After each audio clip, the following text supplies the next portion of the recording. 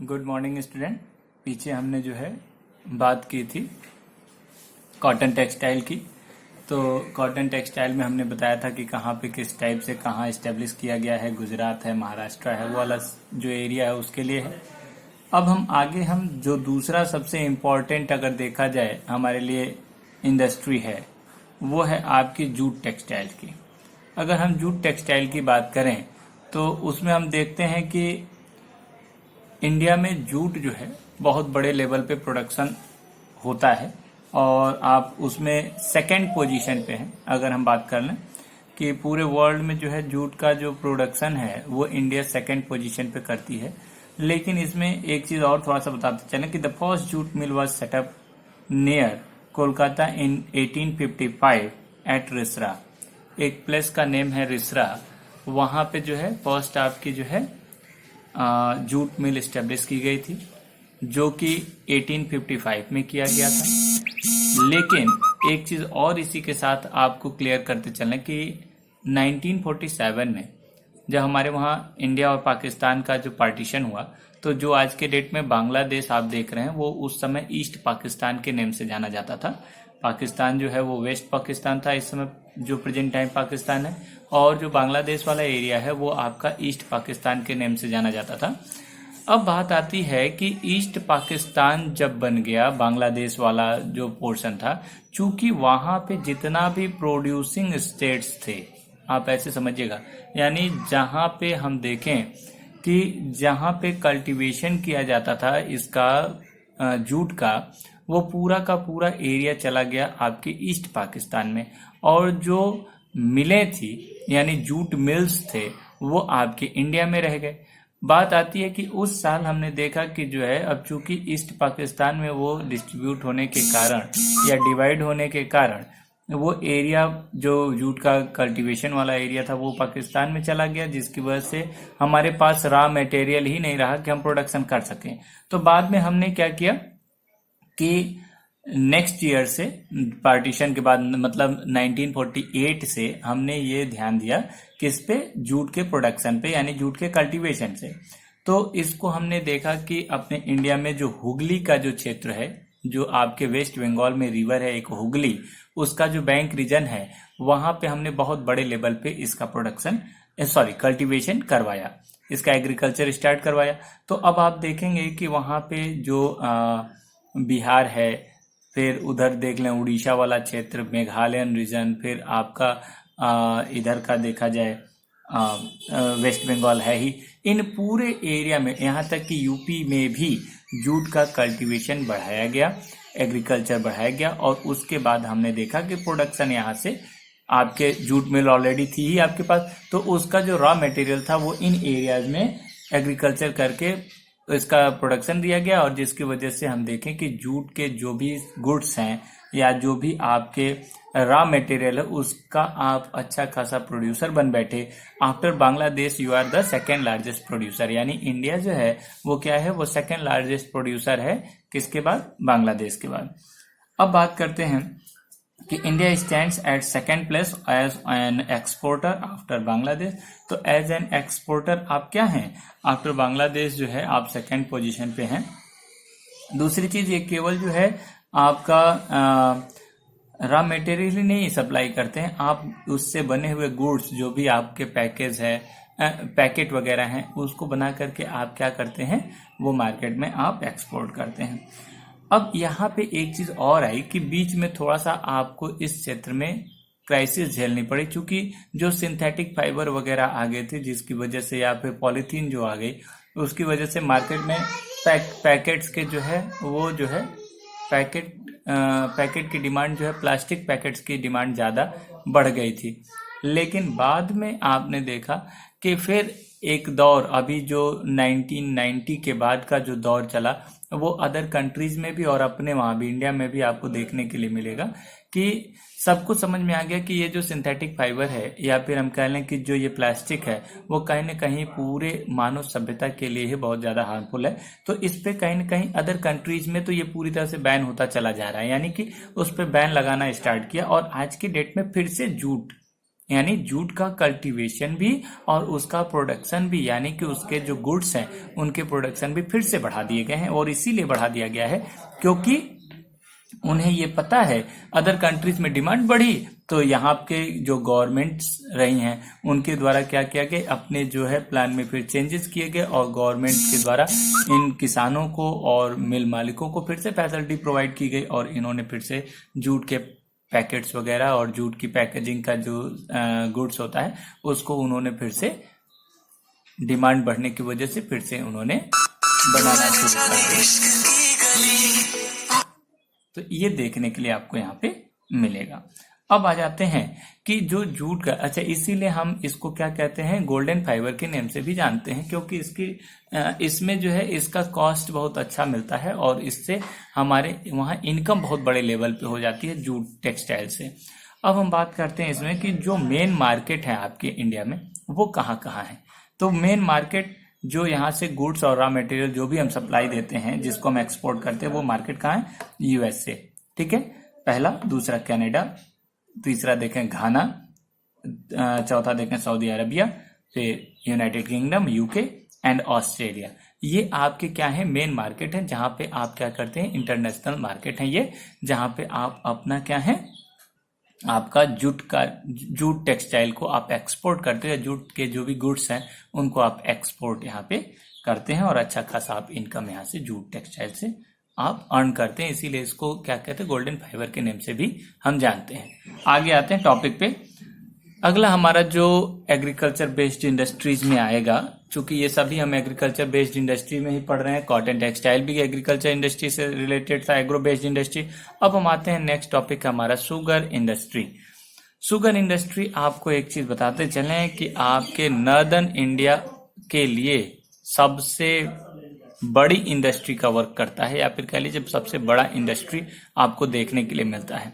दूसरी चीज यहाँ पे ये भी जान लीजिए कि जो आपके वहाँ शुगर इंडस्ट्री है उसमें अगर देखा जाए तो 60% इंडस्ट्री, शुगर इंडस्ट्री जो है, तो हम बात करें अगर तो 60% मिलें जो है वो आपके यूपी और बिहार में मिला करके हैं। यानी कि नॉर्दर्न बेल्ट के लिए, यानी नॉर्थ इंडिया के लिए तो आपका ये शुगर इंडस्ट्री जो है सबसे बड़ा अगर देखा जाए तो वो एम्प्लॉयमेंट का भी और प्रोडक्शन का एक बड़ा क्षेत्र है। लेकिन आज के डेट में थोड़ा सा जो है वो चेंज हुआ है क्राइटेरिया, क्योंकि जो हमारे वहाँ यूपी या बिहार वाले जो रीजन में जो शुगर केन आप कल्टीवेट करते हैं उसमें सबसे बड़ी बात ये आई है कि जो सुक्रोज का परसेंटेज है, जो मीठापन होता है शुगर केन में, वो सुक्रोज की ही वजह से होता है। वो जो है उस परसेंटेज में देखा गया है कि सर्वे किया गया तो थोड़ा सा डिक्रीजमेंट हुआ, यानी कि कहीं न कहीं उसमें कमी आई है, जिसकी वजह से हम देख रहे हैं कि आज के डेट में, और कुछ आप कह लीजिए कि कुछ गवर्नमेंट की भी पॉलिसी रही है पिछली गवर्नमेंटों की, कि जिसकी वजह से ये जो आपके इंडस्ट्रीज हैं, शुगर इंडस्ट्रीज या शुगर मिल्स, वो ज्यादातर सदर्न इंडिया की साइड मूव कर गए हैं। यानी कि वहां पे अब ज्यादातर इस्टेब्लिशमेंट आपके वहां पे देखी जा रही है, क्योंकि वहां का जो एटमॉस्फेयर है, एक तो क्या है, थोड़ा सा आप देखेंगे कि मॉडरेट टाइप का वहां का एटमॉस्फेयर है। दूसरी चीज आप देखें महाराष्ट्र वगैरह का, खास करके महाराष्ट्र की बात करते हैं, महाराष्ट्र या उधर आंध्र प्रदेश, इन बेल्ट की बात करते हैं, इस बेल्ट की। तो अगर हम बात करें तो वहां पे एक तो मॉडरेट आपका क्या है, वो आपका एटमॉस्फेयर भी है, और दूसरी चीज ये देखा जाता है कि वहां के जो सॉइल क्वालिटी है उसमें सुक्रोज का परसेंटेज थोड़ा अच्छा होने की वजह से हम देख रहे हैं कि जो भी आपकी इंडस्ट्रीज हैं, ये शुगर इंडस्ट्री या शुगर मिल्स हैं, वो धीरे धीरे उस साइड में ज्यादातर स्टेबल होते जा रहे हैं और वहां पे अब धीरे धीरे ग्रोथ इसका बढ़ता जा रहा है। अब हम बात करते हैं कि थोड़ा सा अपने इस पे शुगर इंडस्ट्रीज पे, कि India stands second as a second largest producer होना चाहिए, देखिए second as a world producer of sugar, ठीक है ना, यानी कि सेकेंड लार्जेस्ट प्रोड्यूसर है आफ्टर ब्राजील। ध्यान रखिएगा, आपके बुक में नहीं दिया हुआ है, ये ध्यान से रखिएगा, समझिएगा कि शुगर इंडस्ट्री की बात करें तो जो आपके इंडिया का पोजीशन है वो क्या है, वो लार्जेस्ट, सेकेंड लार्जेस्ट प्रोड्यूसर है आफ्टर ब्राजील। ब्राजील फर्स्ट पे है, सेकेंड पे आपका इंडिया है। तो हम देखें कि शुगर केन का या शुगर का जो प्रोडक्शन होता है वो आपके इंडिया में सेकंड नंबर पे सबसे ज्यादा होता है of sugar, but occupies the first place in the production of गुड़ एंड खांडसारी। यानी अगर हम देखें तो चूंकि क्या है, कुटीर उद्योग या फिर हम कहते हैं कि जो छोटे छोटे आपके इंडस्ट्री लगे हुए हैं या गांव में या इस टाइप के जो है जो आपके वहां लगाए गए हैं, जिससे हम देखते हैं कि गुड़ और खांडसारी ये दोनों का प्रोडक्शन या हम कहते हैं कि इन दोनों का प्रोडक्शन किया जाता है बड़े लेवल पे आपके इंडिया में। तो हम देखें कि पूरे वर्ल्ड में गुड़ और खांडसारी का जो है सेकेंड लार्जेस्ट प्रोड्यूसर है कौन, सॉरी फर्स्ट लार्जेस्ट प्रोड्यूसर है आपका इंडिया। शुगर में सेकंड लार्जेस्ट है, गुड़ और खांडसारी में फर्स्ट प्लेस पे आप है कि फर्स्ट आपका फर्स्ट प्रोड्यूसर है आप पूरे वर्ल्ड में गुड़ और खांडसारी में। अब बात करते हैं कि जो आपके इंडिया में जो आपके शुगर मिल का जो क्राइटेरिया है या फिर हम कह लें कि जो एरिया है जहाँ पे आप कल्टीवेशन बहुत बड़े लेवल पे होता है, जो मिलें हैं वो कहाँ कहाँ लोकेटेड हैं, तो आप देख लीजिए, हम पहले भी बता चुके हैं कि mills are located in UP, Bihar, Maharashtra, Karnataka, Tamil Nadu, Andhra Pradesh, Gujarat, Punjab, Haryana and Madhya Pradesh. ये आपके एरिया हैं जहां पे आप क्या करते हैं, जहां पे आपकी मिलें हैं, जिसमें से यूपी और बिहार में पहले ही बता चुका हूं, यूपी और बिहार में अगर देखा जाए तो आप देखेंगे कि 60% से ज्यादा मिलें आपके यूपी और बिहार में है। आज की डेट में थोड़ा सा आपका जो क्राइटेरिया है वो चेंज हुआ है कि अब क्या हो रहा है, धीरे धीरे महाराष्ट्र वाले बेल्ट में भी बहुत बड़े लेवल पे शुगर मिल स्टेब्लिश की जा रही है।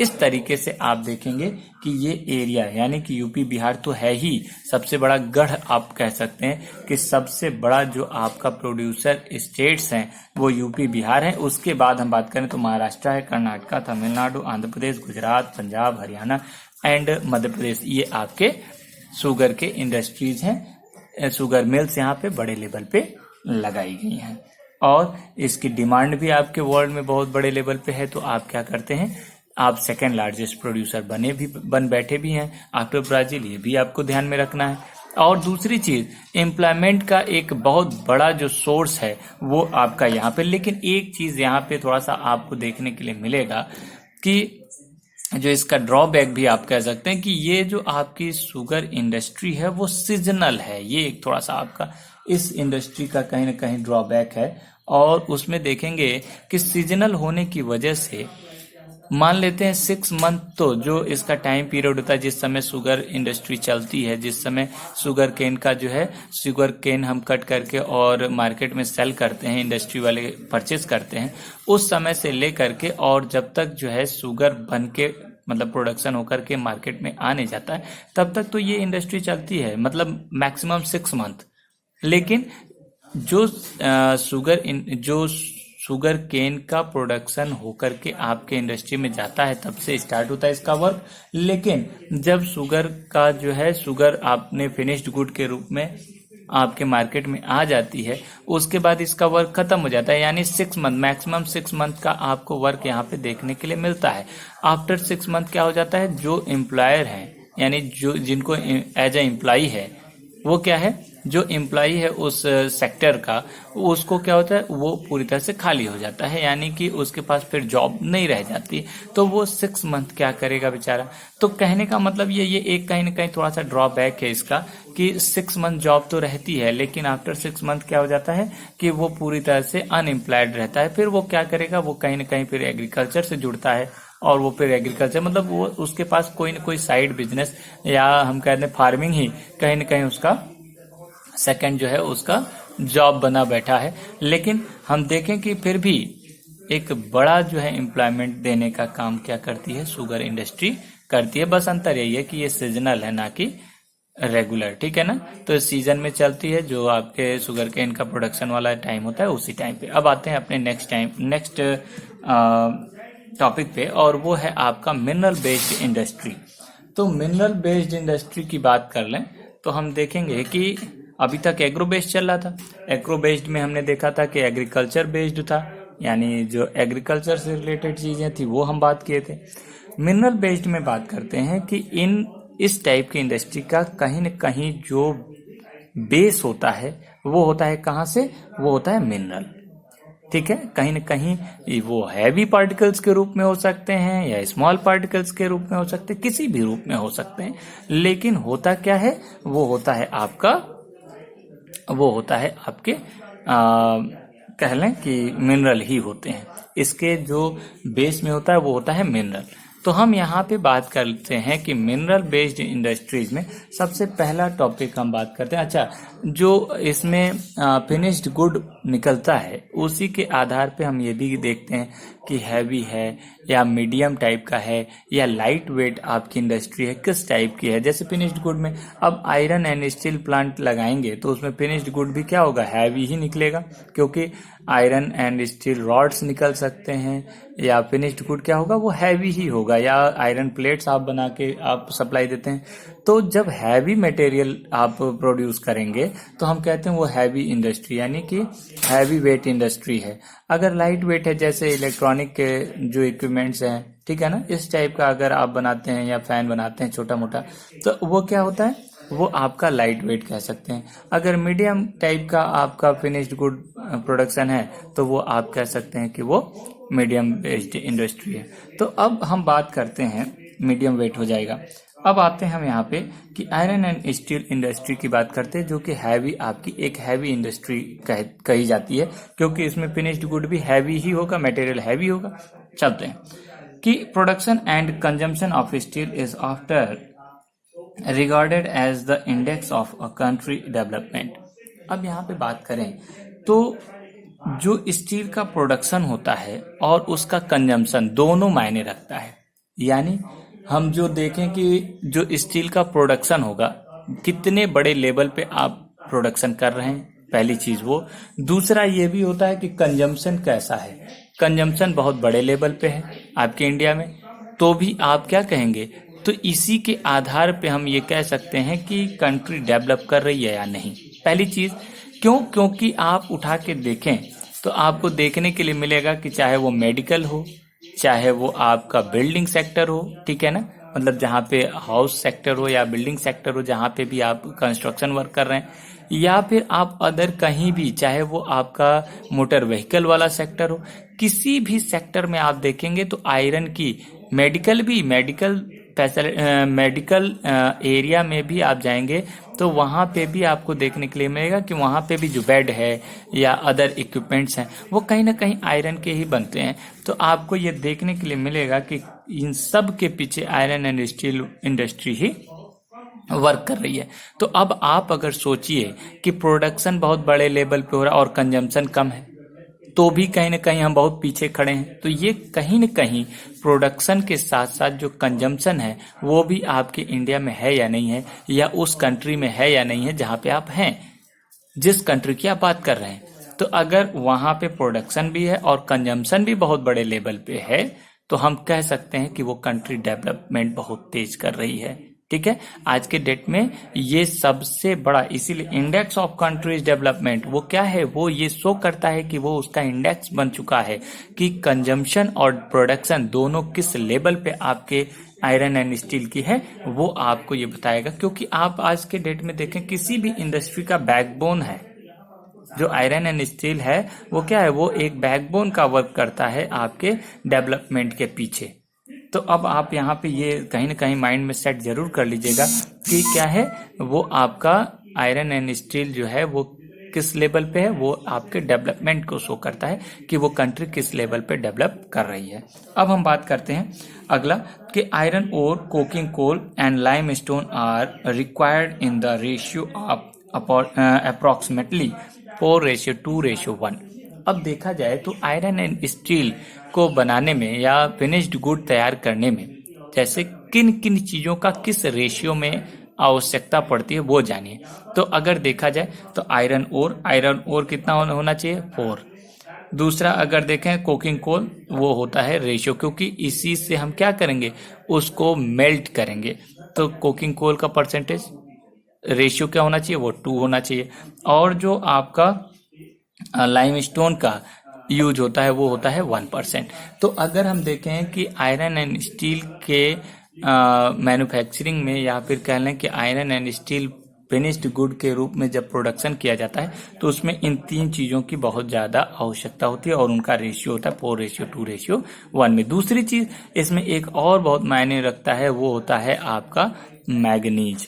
मैग्नीज इसलिए आवश्यक होती है क्योंकि जो आपके आयरन को हार्डनेस देगी वो कौन देगा, वो मैग्नीज ही देती है, ठीक है ना। देखिए यहाँ पे some quantities of manganese are also required to harden the steel. Steel को हार्ड करने के लिए हम क्या करते हैं, इसमें मैग्नीज की थोड़ी परसेंटेज हम उसमें मिलाते हैं, तो हार्डनेस उस स्टील में क्या हो जाएगी, हार्डनेस आएगी, अदरवाइज वो बहुत ज्यादा फ्लेक्सिबल रहेगा। इसी मैग्नीज के ही बेस पे हम उसके हार्डनेस और सॉफ्टनेस को हम डिसाइड करते हैं। अब चलते हैं आगे, और आगे हम बात करें कि इन 2018 अगर हम बात करें कि इन 2018 तो इन 2018 with 106.5 million tons of crude steel का मतलब कच्चा लोहा, ठीक है ना, crude steel production, India ranked second among the world crude steel producers. हम बात कर लें कि इंडिया में 2018 में, ये करेंट डेटा दिया हुआ, चूंकि मैं जो है ऑनलाइन जो है CBSE के साइट से जो बुक हमने डाउनलोड की है उसमें ये सारी चीजें दी हुई हैं, तो आप चाहिएगा तो न्यू डेटा आप कलेक्ट कर सकते हैं, वहां से आप देख लीजिएगा, ऑनलाइन बुक्स हैं। तो उस पर आप जब देखेंगे तो आपको ये मिलेगा कि इन 2018 विथ 106.5 मिलियन टन, यानी 2018 में 106.5 मिलियन टन आपके वहां प्रोडक्शन हुआ था क्रूड स्टील का, यानी कच्चे लोहे का, जो कि आपके पूरे वर्ल्ड के जो प्रोड्यूसर हैं क्रूड स्टील के उसमें सेकेंड लार्जेस्ट है आपका रैंक, ठीक है। यानी सेकेंड नंबर पे आपने क्या किया था, सेकेंड लार्जेस्ट प्रोडक्शन किया था आपने क्रूड स्टील का, ठीक है, ये ध्यान रखना। लेकिन कहीं ना कहीं थोड़ी सी कमी आ गई, प्रोडक्शन तो बहुत बड़े लेवल पे हुआ, लेकिन कहाँ फॉल्ट हुआ वो देखिए, आगे दिया हुआ है, consumption of steel in the country was only around 70.9 kg per annum, यानी आपने केवल 70.9 kg पर एनम के अकॉर्डिंग आपने क्या किया, आपने कंजम्पशन किया, यानी आपका कंजम्पशन लिमिट बहुत कम है, किसके against the world average of 224.5 kg, यानी जो वर्ल्ड का रैंक है, यानी वर्ल्ड में जो डेवलप्ड कंट्रीज के जो कंजम्पशन की लिमिट है वो है कितना, 224.5 kg पर एनम। क्लियर है, यानी उनका जो आपका क्या है ये कंजम्पशन है, यानी वो डेवलप्ड इसीलिए है क्योंकि उन्होंने बहुत बड़े लेवल पे इसका कंजम्पशन करके अपने को डेवलप किया है, यानी अन्य क्षेत्रों, मेडिकल के क्षेत्र में या फिर आप कह लीजिए कि अदर इंडस्ट्रीज के क्षेत्र में उन्होंने क्या किया, इसको और बढ़ाया, इसका यूज किया है, या फिर कह लीजिए कि बिल्डिंग्स वगैरह के क्षेत्र में अगर देखा जाए तो बहुत ज्यादा उन्होंने आगे की तरफ ग्रोथ किया है। अब यहाँ हमारे पास क्या है, हमने तो बहुत कम कंजम्पशन किया ना, यानी हम बहुत कम कंजम्पशन कर रहे हैं और बहुत पीछे खड़े हैं। यहीं पे हम थोड़ी सी और बात कर लें, यहाँ पे हमने नोट नहीं किया है लेकिन जानते रहिए कि इन 1950 यानी 1950 की बात करें, 1950 में इंडिया और चाइना दोनों लगभग बराबर प्रोडक्शन करते, यानी दोनों का जो आयरन एंड स्टील का प्रोडक्शन था वो बिल्कुल इक्वल था। लेकिन आज के डेट में देख लीजिए कि वर्ल्ड में सबसे बड़ा प्रोड्यूसर भी बना बैठा है चाइना आयरन का, और दूसरी चीज अगर हम बात करें तो सबसे बड़ा कंज्यूमर भी, पूरे वर्ल्ड में सबसे बड़ा कंज्यूमर भी बन के बैठा है चाइना। वैसे ही नहीं उसका जो है ग्रोथ रेट बहुत तेज जा रहा है ऊपर, यही कारण है क्योंकि उसने प्रोडक्शन भी किया है टॉप लेवल पे, और सेकंड और टॉप लेवल पे उसने कंजम्पशन भी, जितना प्रोडक्शन किया है उसी रेशियो में उसने क्या किया है, कंजम्पशन भी अपनी बढ़ाई है। तो जब कंजम्पशन बढ़ाएगा तो ये श्योर है कि उसका डेवलपमेंट बहुत ज्यादा होगा। ये आयरन एंड स्टील का प्रोडक्शन और कंजम्पशन दोनों शो करता है कि आप किस लेवल पे आपका डेवलपमेंट चल रहा है। आगे चलते हैं, most of the public sector undertaking market their steel authority of India limited, यानी कि अगर हम बात करें तो हमारे वहां जो भी पब्लिक सेक्टर की कंपनीज इंडस्ट्री लगाई गई हैं वो क्या है, वो किसी अथॉरिटी के अंतर्गत काम करती हैं। कौन सी अथॉरिटी है, वो अथॉरिटी है आपकी steel authority of India limited. Steel authority of India limited, जिसको हम सेल कहते हैं, ये पब्लिक सेक्टर की जितनी भी इंडस्ट्री लगेंगी, यानी कि गवर्नमेंट की जितनी भी इंडस्ट्री लगेगी, उसका एक नॉर्म है, और उसी नॉर्म यानी ये अथॉरिटी है, ये उनको क्या करती है, रूल एंड रेगुलेशन प्रोवाइड करती है, और इसी सेल के अकॉर्डिंग यानी स्टील अथॉरिटी ऑफ इंडिया के अंडर में ही वो क्या करेंगे, वो सभी पब्लिक सेक्टर की इंडस्ट्री लगाई जाती हैं। ठीक है, ये क्या है, ये उनको अथॉरिटी प्रोवाइड करती है। ये ध्यान रखना है कि जो भी पब्लिक सेक्टर की इंडस्ट्री लग रही हैं, स्टील इंडस्ट्री, उसके लिए ये क्या है, ये अपने नॉर्म्स, इनके अथॉरिटी के थ्रू वो अपने नॉर्म्स लेते हैं, और इन्हीं के द्वारा इनके बनाए हुए नॉर्म्स को उनको फॉलो करना है, यानी रूल रेगुलेशन को उनको फॉलो करना है। उसके पीछे कहीं ना कहीं टॉप पे ये काम करता है। अब आगे आ जाते हैं, और आगे हम बात करते हैं कि हमारे वहाँ ऐसा नहीं है कि प्रोडक्शन नहीं हो रहा है, सब कुछ चला, लेकिन फिर भी कहीं ना कहीं हम पीछे हैं, और पीछे होने के कुछ कारण हैं। यानी उसके पीछे होने के कारण देखिए, हमने इसीलिए लिख दिया है कि we are not able to perform, ठीक है, to our full potential due to, किस कारण, फुल पोटेंशियल से हम क्या कर रहे हैं, हम प्रोडक्शन नहीं कर पा रहे हैं। और उसके पीछे क्या कारण है, उसके पीछे सबसे पहला कारण है high cost and limited availability of coking coal. यानी जब हमारे वहाँ कोई भी सोर्स बहुत कम होगा, तो उसकी स्वाभाविक है कि रेट उसका हाई होगा। तो पहली चीज कि जो हमारे वहाँ आयरन एंड स्टील को मेल्ट करने के लिए, यानी मोल्टेन में कन्वर्ट करने के लिए हम क्या करते हैं, यूज करते हैं एनर्जी का। और एनर्जी का यूज करेंगे किस टाइप में, हमारे वहाँ कोकिंग कोल बहुत बड़े लेवल पे है, तो कोकिंग कोल के फर्नेसेस बनाए गए हैं, उसमें हम क्या करते हैं, उसको मेल्ट करते हैं। और हम एक चीज और बताते चलें कि इसमें एंथ्रासाइट टाइप का कोल यूज किया जाता है। तो अब आप बताइए, एंथ्रासाइट का परसेंटेज आपके इंडिया में ऑलरेडी कम है, तो जब आपके वहाँ इंडिया में कम है उसका परसेंटेज, तो उसकी कॉस्ट तो हाई होनी ही होनी है, तो वो उसी लेवल पे हाई कॉस्ट में आपका सेल होता है। तो आपको जो भी इंडस्ट्री आप इस्टेब्लिश कर रहे हैं, उसमें जब कोकिंग कोल आप मंगाते हैं तो बहुत हाई रेट पे पड़ता है, तो कोकिंग के और कमी भी है, तो कम मात्रा में आपको दिया भी जाता है। तो पहली तो यहीं पे फॉल्ट है कि कोकिंग कोल की लिमिटेड अवेलेबिलिटी है, और उसकी वजह से इसका कॉस्ट भी आई है, तो वो कहीं ना कहीं आयरन की कॉस्ट को बढ़ा देगा। दूसरा अगर देखें तो लोअर प्रोडक्टिविटी ऑफ लेबर, जो हमारे वहाँ के लेबर हैं वो स्किल्ड लेबर नहीं है, यानी कि उनके पास कहीं ना कहीं टेक्नोलॉजी की कमी है, और टेक्निकल नॉलेज की कमी है। टेक्निकल नॉलेज की कमी होने की वजह से उनकी जो प्रोडक्टिविटी है, जिस लेवल पे उनको प्रोडक्शन देना चाहिए, उस लेवल पे उनकी प्रोडक्शन की क्षमता नहीं है। तीसरा अगर देखें तो इरेगुलर सप्लाई ऑफ एनर्जी, यानी कि अगर देखा जाए तो हमारे वहाँ जो सप्लाई है, जैसे इलेक्ट्रिसिटी से अगर हम यूज करें, तो आपको पता होना चाहिए कि 1 टन आपकी जो है आयरन को मेल्ट करने में 1 मेगावाट 10 मेगावाट जो है सप्लाई चली जाएगी। तो आप एक चीज बताइए, हमारे वहाँ इलेक्ट्रिसिटी की भी कहीं ना कहीं क्या है, प्रॉब्लम है, जिसकी वजह से हम डायरेक्ट इलेक्ट्रिसिटी से भी हम फर्नेसेस नहीं चला सकते। लास्ट देखें कि पुअर इंफ्रास्ट्रक्चर, जो ओल्ड टाइप का इंफ्रास्ट्रक्चर है, बहुत प्राचीन काल में जो चलता था, वही आज भी हम पैटर्न फॉलो कर रहे हैं। तो ये कहीं ना कहीं क्या है, ये सभी जो है हमारे पीछे जो हम फुल पोटेंशियली हम परफॉर्म करना चाह रहे थे, उसमें कहीं ना कहीं ये बाधा खड़ी करती हैं। ये सारी चीजें यही कहीं ना कहीं पीछे खींच रही हैं। आगे हम बात करते हैं कि इसी चीज को हम थोड़ा सा बढ़ाने के लिए, यानी कि हम अपने प्रोडक्शन को और तेज बढ़ाने के लिए हमने क्या किया था, एफडीआई लागू किया, यानी फॉरेन डायरेक्ट इन्वेस्टमेंट। हम फॉरेनर कंपनी से टाई अप करते हैं, फॉरेनर्स को कहते हैं कि आप अपना पैसा इन्वेस्ट करो, आप अपने सोर्सेज लाओ, और हमारे जो भी रिसोर्सेज हैं उनको कहीं ना कहीं बढ़ाया जाए। एक चीज और जानते रहिए, तो इसके लिए हमने एफडीआई लगाया, यानी फॉरेन डायरेक्ट इन्वेस्टमेंट की बात की है यहाँ पे। तो ये चीज ध्यान रखिएगा, इसका फुल फॉर्म है फॉरेन डायरेक्ट इन्वेस्टमेंट, यानी फॉरेनर को हमने इन्वाइट किया कि आइए आप लगाइए इंडस्ट्री, आप प्रोडक्शन बढ़ाइए, रॉ मटेरियल हम प्रोवाइड करते हैं। तो ये सारी चीजें कहीं ना कहीं आयरन एंड स्टील प्लांट को बढ़ाने के लिए करते हैं।